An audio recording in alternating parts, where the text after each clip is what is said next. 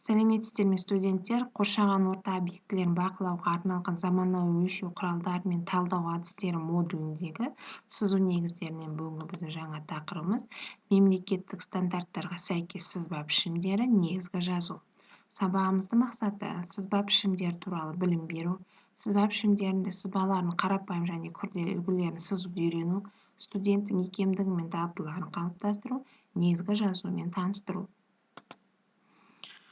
Сызбалар белгілі бір өлшемдегі пішім, яғни формат деп аталатын парақта орындалады. Оларды сақтау, сызба құжаттарын кітапша етіп жинақтауға ыңғайлы болып келеді.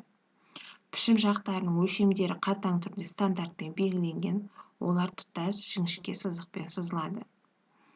Алдыларыңыздағы суретке назар аударсаңыздар, бірнеше пішім түрлері көрсетілген. А2, А4 және А3.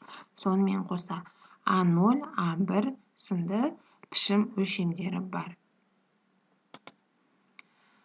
Жақтары 1189-841 мм болатын А0 пішімнің ауданы шамамен 1 метр квадратқа тең. Қалған пішімдер тиісті пішімді өлшемі кіші жағынан параллель 2 тең бөлікке бөлу арқылы алынады.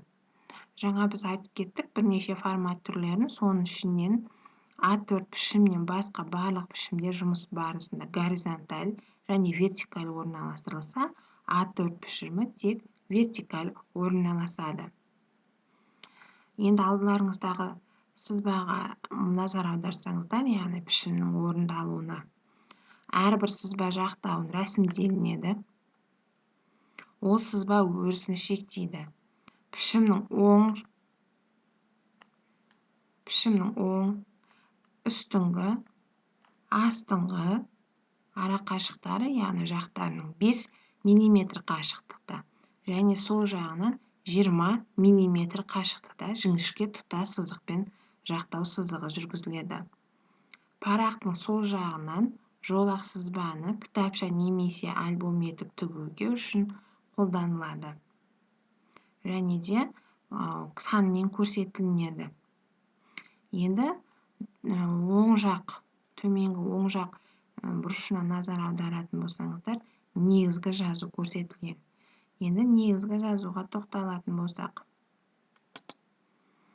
Негізгі жазу сызба қағазының төменгі оң жағында орналасады.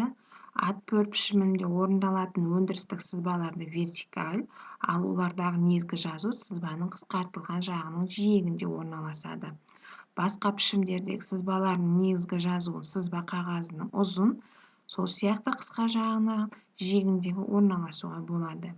Негізгі жазудың түрлері мөлшері және мазмұнына стандартпен белгіленеді. Өндірістік сызбаның негізгі жазуының мөлшері 185-55 мм, ал оқыту сызбасының негізгі жазуының өлшемі стандартпен реттелмейді. Мысалға алдыларыңызда көрсетілген, яғни өндіріс сызбаларында сызуға арналған негізгі жазу. Қарайтын болсақтар, сызбаның негізгі жазуы тетік бөлшекті, яғни тік төртбұрыш сынды болып келеді. А суретке назар аударсыздар, негізгі жазудың ұзындығы 185, ені жаңа біз айттық 55 см болу керек. Яғни ең алдымен жоғарғы жағында жазатын сызбамыздың аты, мысалға оқитын орынның аты, одан кейін орындалып жатқан жұмыстың номері, сызған адам және тексерген адамның аты жөні, сызған адамның аты жөні жаңа айтты, қай группада оқитынын және де қай күні сызылғанын айтамыз. Ал егер де оқыту мақсатында қолданылатын сызба болса, ұзындығы 185 емес, 145 мм болатын еді. Және де оның графалары санмен белгіленген. Мысалға, мына жерде бізде сызған және тексерген деген 8 мм болса, ал оқу сызбаларында 7 мм көрсетіледі.